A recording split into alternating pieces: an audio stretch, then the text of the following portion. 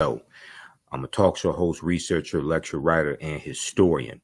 Wanted to do a brief overview of my 12-week online course, Ancient Kemet, the Moors, and the Maafa, Understanding the Transatlantic Slave Trade, what they didn't teach you in school.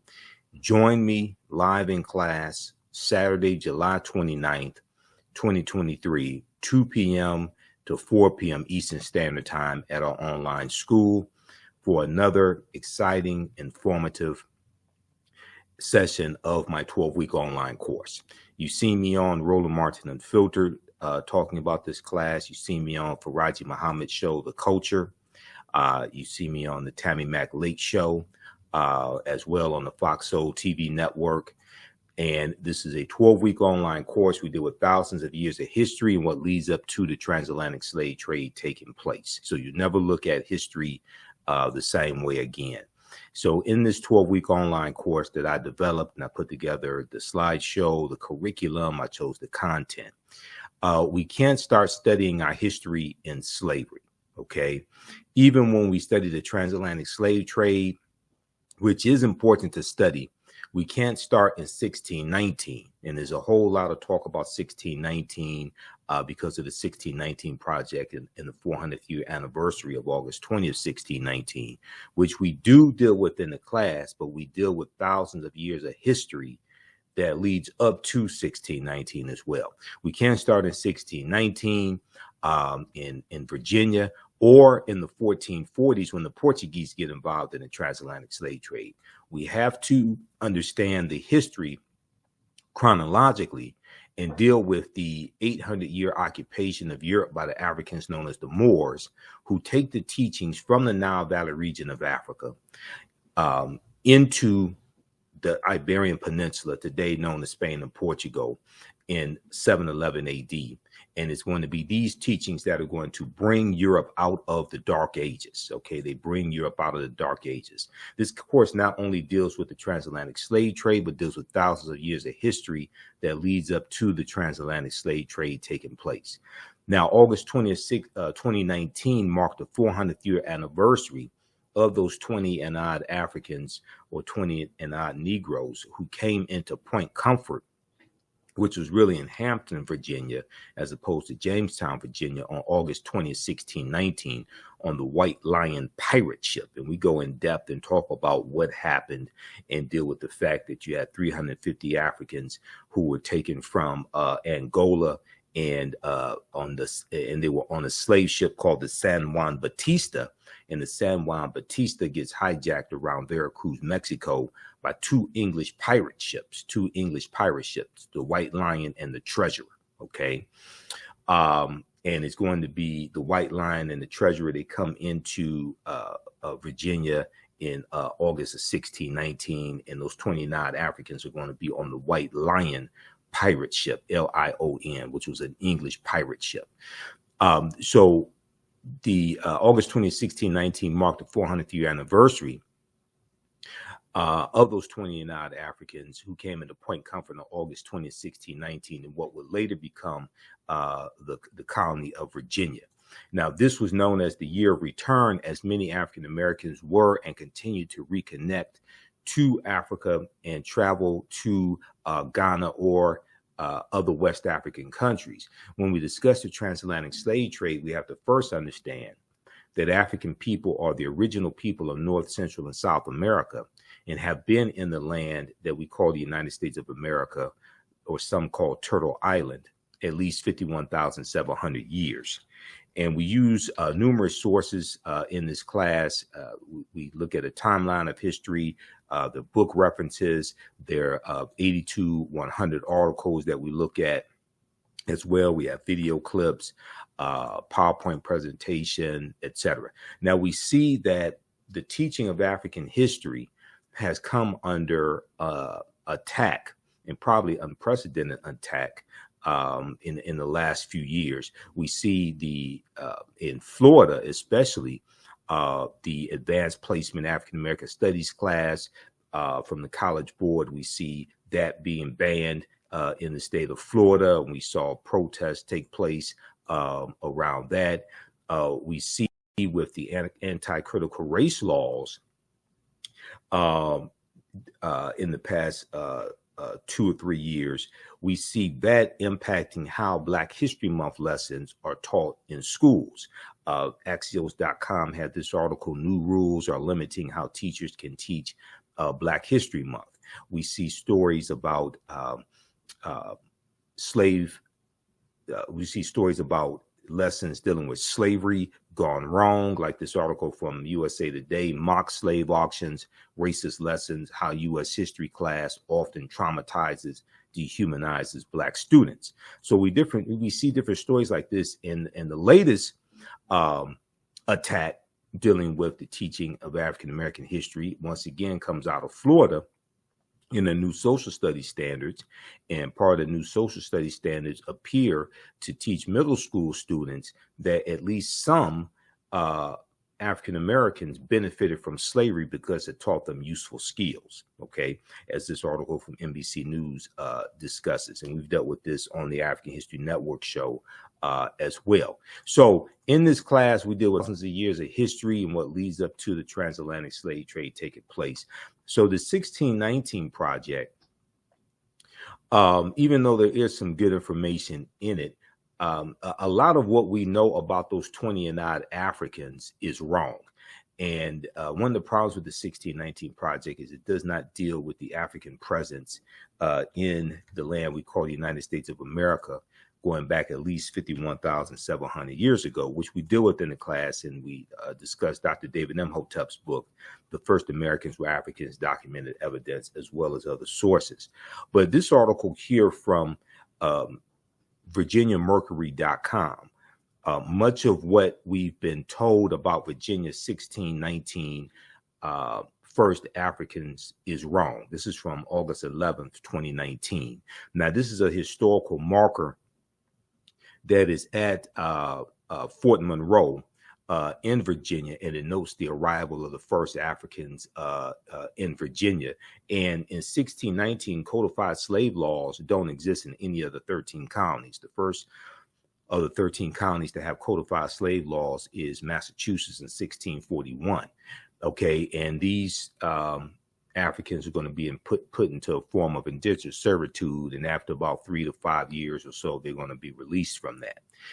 The Washington Post has a good article that deals with 93 years before 1619. It deals with the settlement that the Spanish tried to set up in the South Carolina, Georgia area. Before 1619, there was 1526, the mystery of the first enslaved Africans in what became the United States. Spanish explorers brought 100 African slaves to a doomed settlement in South Carolina or Georgia. Within weeks, the subjugated revolted, then vanished. Within weeks, the subjugated revolted, then vanished. Be sure to register for this 12-week online course. You can do so at our website, theafricanhistorynetwork.com, theafricanhistorynetwork.com. We have the information right in the thread of the broadcast also. Okay, so one of the sources that we use in the class is Dr. David Imhotep's book, The First Americans Were Africans, Documented Evidence. He's a friend of mine. If you've been following the African History Network and following my show, which has been on the air 13 years, you know, I've interviewed him about 13 times, actually. And this is his first book. His second book is out, The First Americans Were Africans, revised and expanded. So this first book is out of print, okay? But his second book is available for purchase at Amazon.com. And his book deals with, his book is backed by 713 footnotes and 7 peer-reviewed articles. And it documents an African presence in North, Central, and South America dating back at least 56,000 years ago, which would be the Khoisan, who have the oldest DNA on the planet. Page 14 of his book deals with a discovery made by Dr. Albert Goodyear in Allendale County, South Carolina, in 2004. Okay. And Dr. Albert Goodyear and his team found 13 different types of evidence that thoroughly document an African presence in this country dating back at least 51,700 years ago. at least 51,700 years ago. Okay. And these were the Khoisan, the short statured Africans.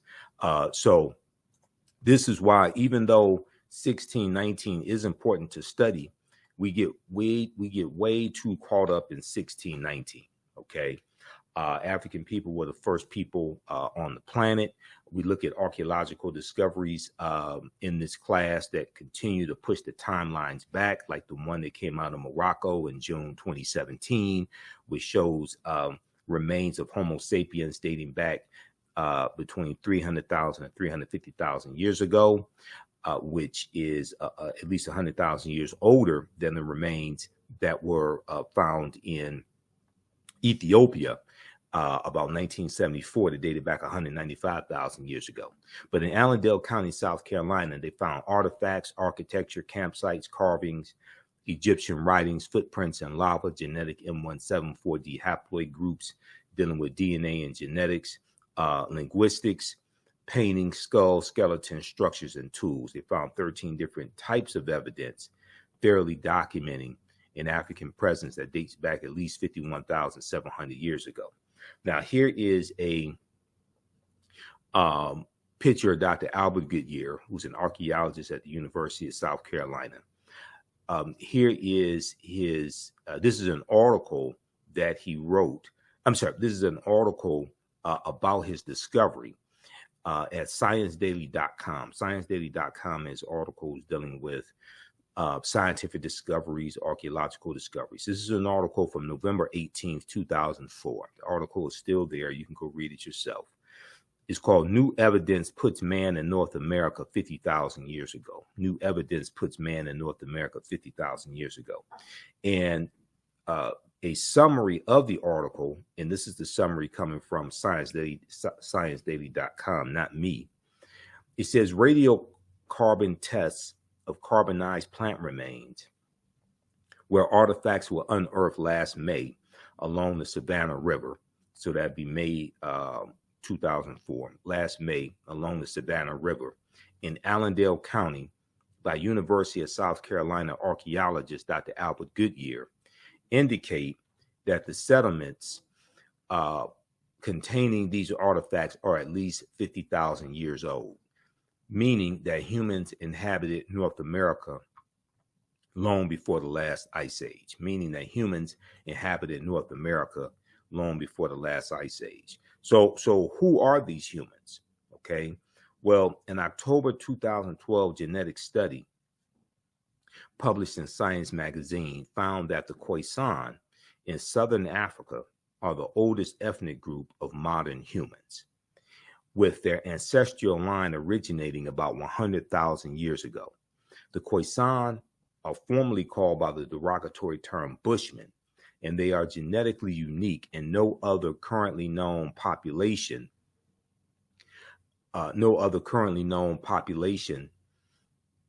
had separated so early from our common modern human ancestor, according to the report. Now, these are two Khoisan women here. These are the short-statured Africans. Now, the Khoisan live mainly in southern Africa in territories spanning Botswana, Namibia, Angola, Zambia, Zimbabwe, and South Africa. They are largely divided into two groups: hunters and gatherers, or the Sans people, S-A-N-S, and keepers of the livestock, also known as the Khoi people. Now, Sarah J. Bartman, who was derisively called Hottentot Venus, who was sold into side shows, freak shows in Europe, and traveled around in the early 1800s, and she dies in 1815. Sarah Bartman was Khoisan. Okay, the Khoisan languages include the distinctive click sounds that are not found in the languages of their neighbors. And there was an article from AtlantaBlackStar.com, 5 ethnic groups that proved the first humans were Black, that you could check out as well. And then we look at different African civilizations and different ancient civilizations. And one of them is, we look at Nubia, or Ta-Nehisi, ancient Kemet, ancient Egypt. We look at the early mound builders, and we look at the Olmecs as well. And we look at excerpts from Dr. David Imhotep's book. Also, the first Americans were Africans, documented evidence. And we know that there are about 1 million mounds that existed in this land that we call the United States of America. There were 1 million Indian mounds in North America. Today, there are only 100,000. Cyrus Thomas, director of the Eastern Mound Division of the Smithsonian Institute Bureau of Ethnology in 1881, said, quote, distinct from the American Indians, end quote.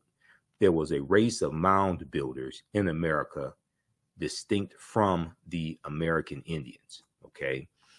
And there are also large erections formerly called Native American mounds, now known to be African mounds, that are shaped like pyramids that are found across North America.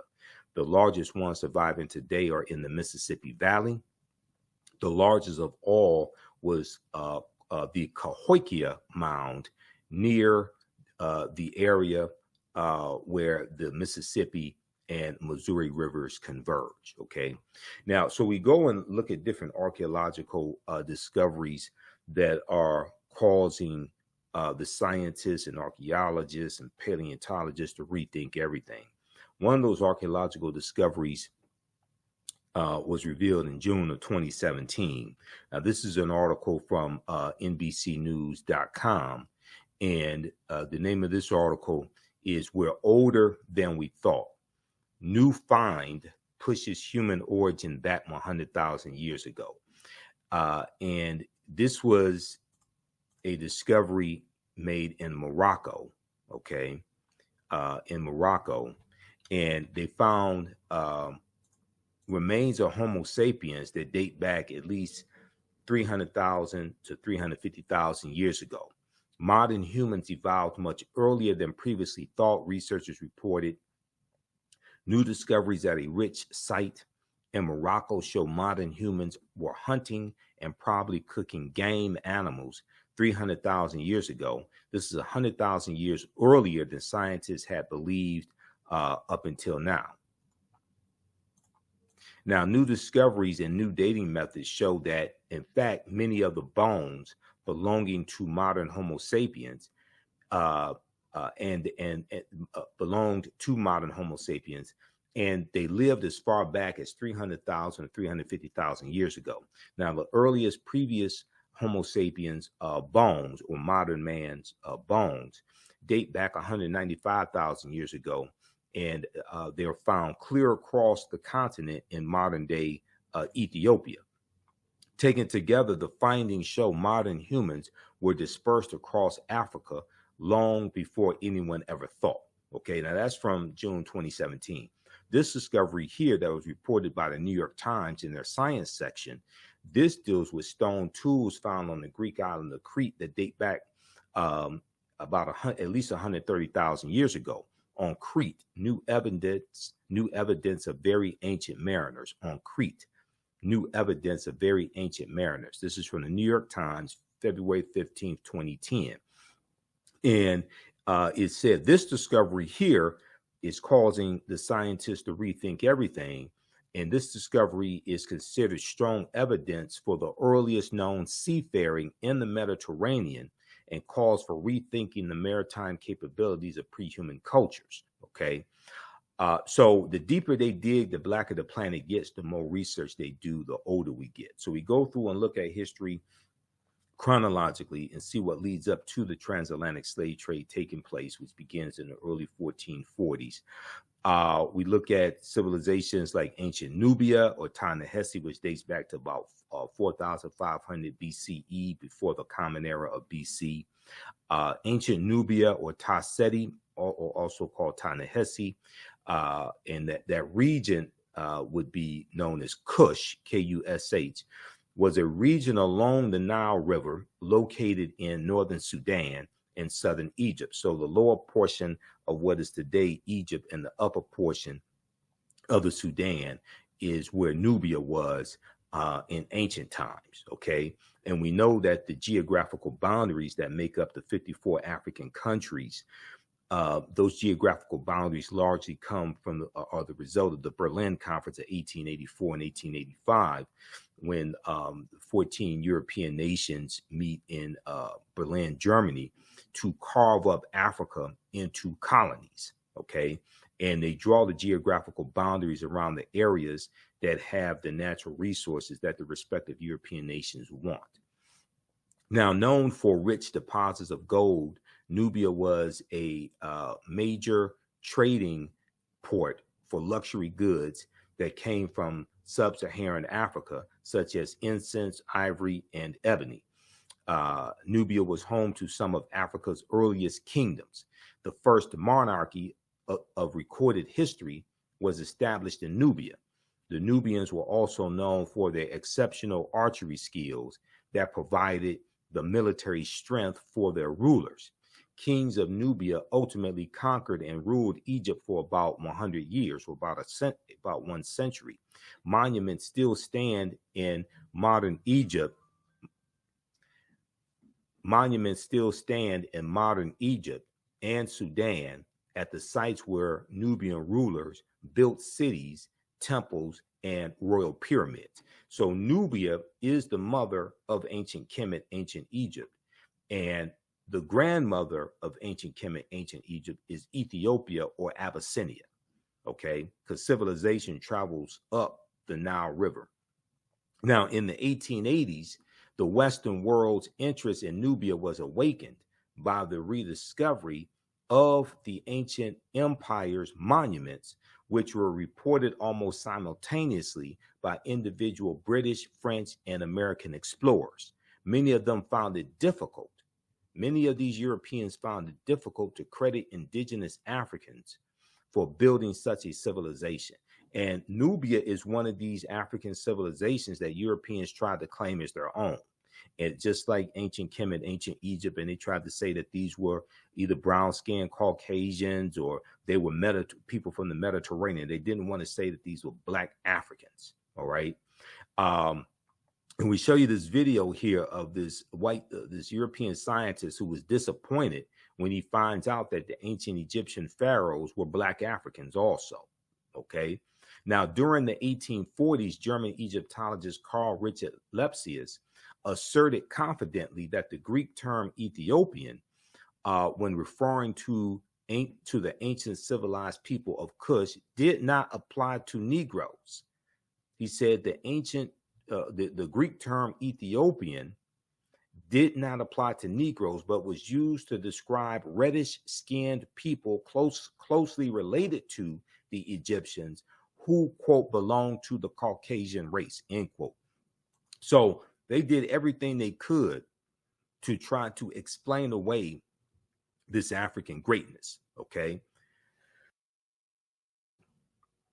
Now, ancient Egypt is the first major civilization in Africa for which records are abundant. It was not, however, Africa's first kingdom. A May 1st, 1979 New York Times front page article written by journalist Boyce Rensberger reported, quote, evidence of the oldest recognizable monarchy in human history preceding the rise of the earliest Egyptian kings by several generations has been discovered in artifacts from ancient Nubia, okay? So we take you through our history. We look at these different African kingdoms and civilizations. We look at the Punic Wars and Hannibal Barca, who was Carthaginian, who was Black African, one of the greatest military strategists in history. We look at the Battle of Cannae in 216 BC. We look at Hannibal fighting against the Romans, and we look at Carthage, which existed from 813 BCE to 146 BCE. We know Rome was going to destroy Carthage. And what's interesting is that historically, Hannibal Barca was portrayed as an African, portrayed as Black African. There was no question. In his book, World's Great Men of Color, Volume 1, history scholar J.A. Rogers asserts, quote, the Carthaginians were descendants of the Phoenicians. The Carthaginians were descendants of the Phoenicians, a Negroid people, and that, in fact, until the rise of the doctrine of white superiority, Hannibal Barca was traditionally known as a black man, end quote. Today, many encyclopedias classify the Carthaginians as whites or Semites, but ancient Greek and Roman eyewitness accounts paint a different picture. The indigenous peoples of Carthage were called the Afers, A-F-E-R-S. The indigenous people of Carthage were called the Afers. Ancient Roman poet Virgil, in his poem Mortem, speaks of a woman from the Afer or Afar or Afra race, and he says of her, and all her figure proves her native land. Her hair was curly, thick her lips, and dark her color, end quote. Okay. In Library of History book 20, Greek historian Diodorus mentions a Greek lieutenant named Agathocles, who defeated a people in the area of present-day Tunisia who were the same hue as Ethiopians. Okay, so Carthage is in the area where present-day Tunisia is in North Africa. Now, the eyewitness accounts are corroborated by physical anthropology. L. Berthelon and E. Chantre, both well-noted French anthropologists, noted their examination of skeletons throughout North Africa in all periods. They note that the remains of both upper and lower class individuals of ancient North Africa were representative of the quote-unquote Negroid race, representative of the Negroid race. Okay, so we go through and we look at these different civilizations and different kingdoms. We look at the Olmec heads and the Olmec civilization as well, which has a African foundation also. It's a mixture of the Mandinka, ancient Egyptians, and Native Americans, okay? And Dr. David Imhotep deals with this in the First Americans Were Africans, Documented Evidence, page 82 also. And we go through, look at these different archaeological discoveries, okay? Way before Columbus, ancient Malayans from Mali sailed to the Americas in 1311 AD, Common Era. FaceToFaceAfrica.com has this article from December 5th, 2018. It talks about Abubakar II, who sails with about 2,000 ships to the Americas, okay? And we know that Emperor Mansa Musa is, we know Mansa Musa is going to become emperor in 1312 AD after Abubakar II. Okay, Mansa Musa became ruler of the Mali Empire in 1312 AD, taking, or Common Era, taking the throne after his predecessor Abubakar II, or Abubakar II, for whom he had served as deputy, went missing on a voyage he took by sea to find the edge of the Atlantic Ocean. Mansa Musa's rule came at a time when European nations were struggling due to raging civil wars and a lack of resources. During that period, the Mali Empire flourished thanks to ample natural resources like gold and salt. Now, this is an interesting article from History.com. History.com is the official website of the History Channel, okay? And History.com tells you that West Africa was flourishing at a time when Europe was in the Dark Ages, or trying to come out of the Dark Ages, and dealing with raging civil wars, famine. You know, the Black Death, the bubonic plague. The bubonic plague hits in 1347 in spurts, and 1347 to 1400, Europe loses between 1/4 to 1/3 of their population. Okay, so this relates to the film Black Panther and T'Challa, who's the richest man in the Marvel comic universe.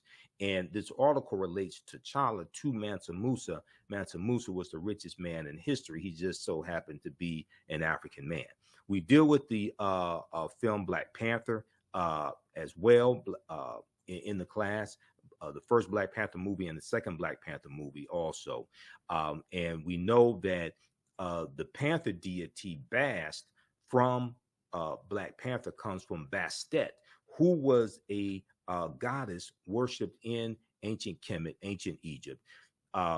Bastet was an ancient Egyptian goddess or a Netcher, worshipped in the form of a lioness and later in the form of a cat, with the head of a cat, the body of a woman, the head of a cat.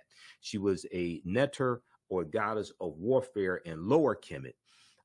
She was worshipped as early as the Second Dynasty, around 2890 BCE, before the Common Era. We know the Wakandan salute, which is always right over left, the Wakanda salute with the crossed arms across the chest. That comes from the position of the Nasubites, or the pharaohs, in the sarcophagi when they are deceased. It's a symbol of power and royalty. And we see that symbol go around the world. Africans take this around the world. We deal with what the word Wakanda means, because Wakanda is a real word. The film Black Panther is so powerful. I've done numerous lectures on the film Black Panther. I did 3 months of research, researching the 52-year history of the Black Panther comic book, and researching the movie as well, to be able to do my lectures on the film Black Panther. So Wakanda is a real word. It's an Omaha, Ponca Sioux Indian word, and we also find Wakanda in Bantu languages, like in Kikongo. But Wakanda basically means possesses secret powers, And Ruth Carter, who was the costume designer for Black Panther, and she won Oscars for the first Black Panther movie and the second one. She studied 11 different African cultures for 6 months and infused this into the Black Panther comic book. Okay, so we go through and we look at that African influence that we see in the film Black Panther as well. We look at the influence from Africa that we see here in the land we call the United States of America. Did you know that the Washington Monument is an ancient African symbol called a Tekhen, which comes from the mythology of Asar, Aset, and Heru, who the Greeks called Osiris, Isis, and Horus. And it's a symbol of resurrection and transformation, okay? And there are about 1,200 Tekhen all throughout ancient Kemet, ancient Egypt. Today, there are less than a dozen, all right? Be sure to visit our website, theafricanhistorynetwork.com, theafricanhistorynetwork.com, and register for this 12-week online course that I teach, ancient Kemet, the Moors, and the Maafa, understanding the transatlantic slave trade, what they didn't teach you in school. Kemet is one of the original names for Egypt, okay? This class is on, when you scroll down our website and you go to the top, you'll see the information for our radio show, the African History Network show. Our social media handles are here as well. I'm on Sundays, 9 p.m. 11 p.m. Eastern Standard Time on 9:10 a.m. Superstation WFDF here in Detroit. And we broadcast on our Facebook and YouTube channels and pages when we're on live. But our 12-week online course, Ancient Kemet, one of the original names for Egypt, the Moors, and the Maafa, understanding the transatlantic slave trade, what they didn't teach you in school. Our next class is Saturday, July 29, 2023. We do the sessions live. All the sessions are archived and recorded. You can go back and watch it anytime. This class is on sale, $80, regularly $130. Even after the course is over with, you can go back and watch the full class. You still have full access. So a year from now, 2 years from now, you can go back and watch the entire course, okay? You can use this information with your children. I would say the content is PG-13. It's not overly graphic. I don't do a lot of cursing or anything like that.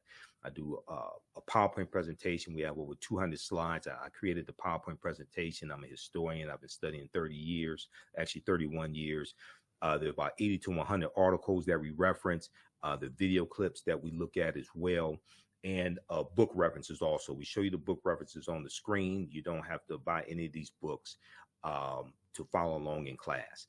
This was an excellent article here from face-to-faceafrica.com that dealt with Tekhen that were taken from Egypt and taken into London, England, Paris, France, and New York City. Okay, ancient Egyptians called obelisks Tekhen, and they were also used to tell time in the past. Okay, currently Cleopatra's Needle is the name given to 3 ancient Egyptian obelisks, one in New York City, one in London, England, and one in Paris, France. Read this article here from face-to-faceafrica.com, Cleopatra's Needle, how 3 ancient Egyptian obelisks ended up in New York City, London, and Paris, okay? And they, the Tekhen, or the obelisk, comes from the mythology of Asar, Aset, and Heru, who the Greeks called Osiris, Isis, and Horus. There are approximately 1,200 Tekhen built in ancient Kemet, but only about a dozen are found today. Many of the Tekhen removed from Egypt are now in Istanbul, Turkey, London, England, Paris, France, Berlin, Germany, New York, Rome, Italy, Vatican City, and elsewhere throughout the world. The Tekhen are now called Obelisk by their new owners, and few people know their origin or that they symbolize the resurrection of the African king Asar, okay, who the Greeks called Osiris. In Egypt on the Potomac by one of my friends, Tony Browder. He deals with this information. We also deal with Freemasonry and the origins of Freemasonry, because the foundation of Freemasonry comes from the teachings in ancient Kemet, ancient Egypt. The word Mason is derived from the Latin words mass and sun. Mason means child of light and expresses the desire to pursue light, which is a metaphor for the sun, which symbolizes knowledge. The term child of light or sons and daughters of light was first used to identify students who had completed 42 years of study in the temples of ancient Kemet, ancient Egypt. Many Masonic temples were modeled after the temples of ancient Kemet, places where light or knowledge was imparted in a series of steps or degrees. So many Masonic temples were modeled after the temples of ancient Kemet, ancient Egypt, places where light or knowledge was imparted in a series of steps or degrees. So the concept of going to an institution of higher learning and getting your credentials in a series of degrees, associate's degree, bachelor's degree, master's degree, PhD, etc. That concept comes out of ancient Africa, the Nile Valley region of Africa. The concept of the liberal arts, and George G.M. James in Stolen Legacy deals with the several liberal arts, and he talks about the trivium and the quadrivium, all of that. That comes out of ancient Africa. Tony Browder deals with this on pages 18 and 32 of Egypt on the Potomac.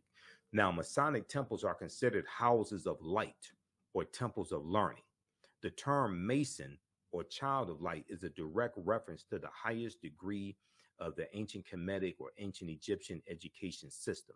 The 33 degrees of instruction within Freemasonry represent a fraction of the 360 degrees of instruction that comprise the ancient Kemetic system of education.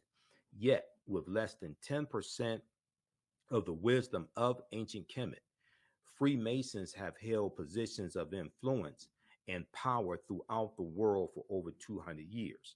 So this is also from Egypt on the Potomac by Tony Browder, which is one of the books that we use in the class. So we take you throughout history. We look at things like, why is Christmas celebrated on December 25th? Now, some of this information may go outside the circumference of some people's awareness. Just because you never heard it before, disagree with it, or don't like it, does not mean it's not true. Just means you have to do some research to understand what we're talking about. Because nowhere in the biblical text does it state that Yeshua or Jesus the Christ was born on December 25th. And this deals with astronomy, okay, and deals with the winter solstice. We look at things like Black Pete, Joata Piet, who was a Moor and who was the sidekick to Sinterklaas, and who's worshipped in Holland and in the Netherlands. And in early November each year, they have this celebration and this parade of Sinterklaas coming from Spain into the Netherlands with Black Pete. And they have white people who dress up in blackface and put on Afro wigs, who are said to be this African Moor, Black Pete, Joata Piet, okay? We deal with the 800-year occupation of Europe by the Africans known as the Moors, who go from North Africa, go from Morocco right into the Iberian Peninsula, today known as Spain and Portugal. They're going to conquer the southern portion of Spain and settle there. They call it Al-Andalus, okay? And then they're going to go all throughout Europe as well, and to various extents Africanize Europe. Who were the Moors? So the Moors' ancestors were known as the Garamantes. These were Black African people living throughout North Africa. Hannibal Barca was Garamantes, as well as St. Augustine. George G.M. James, in the book Stolen Legacy, said that the Moors were the custodians of the ancient Egyptian mystery system. So we go through and look at the Moors and their influence in Europe throughout history. We look at things like Saint Maurice, who became a patron saint to Germany as well. We look at sources from Ranoko Rashidi and Dr. Jose Pimenta Bay. One of the books we use is Golden Age of the Moor, edited by Dr. Ivan Van Sertima. We know 711 AD, General Tariq ibn Ziyad goes into the Iberian Peninsula and is going to conquer. They defeat the Vandals and the Visigoths, And this is tied to the fall of the western portion of the Roman Empire in 476 AD that gets crushed by those barbarians, the Vandals and the Visigoths. We look at things like, why are there Moors' heads on these national flags from Corsica and Sardinia? Okay. Corsica is a French island in the Mediterranean. Sardinia is an Italian island in the Mediterranean. So we go through, look at this history chronologically. We look at the three great West African kingdoms, Ghana, Songhai, and Mali. One of the books we use is Classical Africa by my friend Dr. Malefi Keti Asante, who I just interviewed back in, I think it was April of 2023, dealing with Queen Cleopatra VII. And the documentary series from Jada Pinkett Smith, African Queens, and the second installment dealt with Queen Cleopatra VII. We also look at Queen Nzinga, which was dealt with in the first installment of African Queens, which is streaming on Netflix right now. And then also we have to study Christopher Columbus. Columbus is crucial to understanding the transatlantic slave trade and the expansion of the transatlantic slave trade.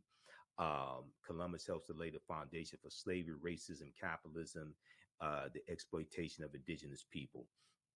And on his 4 voyages, Columbus never comes to the land that we call the United States of America. The closest he comes here is Cuba, which is about 90 miles away. Now, African slaves, when we look at slavery coming to the New World, or it was new to Europeans, Africans were brought first to the New World shortly after its discovery or uncovery by Christopher Columbus. Legend has it that one African slave was included in his original crew, and they could be found on the island of Hispaniola, the site of present-day Haiti, as early as 1501. And he lands in Hispaniola December 6, 1492. Upon his arrival in the Bahamas, Columbus himself captured 7 of the natives for their quote-unquote education, he said, on his return to Spain. However, the slave trade proper only began in 1518 when the first black cargo direct from Africa landed in the West Indies. So this is based upon the Asiento de Negros of August 1518, signed by King Charles V, okay, which drastically expands the transatlantic slave trade. Now, the importation of Africans to be enslaved to work in the Americas was the inspiration of the Spanish Bishop Bartolomeu de las Casas, who traveled on some of Columbus's voyages. And his support for African slavery was motivated by humanitarian concerns. He later quickly reversed course and said that was wrong, and he worked the rest of his life to abolish slavery, but it was pretty much too late by then. He said that the Native Americans had suffered enough and that they need to try to save their souls, but to enslave African people. He argued that the enslavement of Africans and even some whites, proving that in the early period, slavery did not operate according to exclusive racial demarcations, would save the indigenous American Indian populations, which were not only dying out but engaging in large-scale resistance as they opposed their excessively harsh conditions. As a result, King Charles V, then King of Spain, agreed to the Asiento de Negros, or slave trading license, which he signed in August of 1518, which later represented the most coveted prize in European wars, as it gave to those who possessed it a monopoly in slave trafficking. Okay, so we take you throughout history and look at this. We look at some of the skills, trades, and crafts that African people had in this country from 1619 to 1865. There were at least 262 skills, trades, and crafts that African people had in this country. And the book by James Newton and Ronald Lewis, The Other Slaves, Mechanics, Artisans, and Craftsmen, which came out in 1978, documents this. There are also studies that show how studying African history improves the academics of our children. There was an article from the root.com. New studies find that positive feelings about Blackness improve academic performance for Black girls. This is from January 10th, 2018. And then there was a study, Black teens with racial pride do better in school. This was a study from the University of Pittsburgh and Harvard University that shows that when parents use racial socialization, such as talking to their children or engaging in activities that promote feelings of racial knowledge, pride, and connection, it offsets racial discrimination's potentially negative impact on students' academic development. So there's evidence showing how our children studying their history and knowing their history and having positive self-esteem because of their history, how this improves their academic performance also. So register for this 12-week online course that I teach. As soon as you register, there's content that you can start watching right now. It's at our website, theafricanhistorynetwork.com. I teach the class. You've seen some of my videos, most likely. Follow us on our Facebook fan page, The African History Network, and my YouTube channel, Michael Imhotep, Imhotep. Join us in our next class, Saturday, 2 p.m.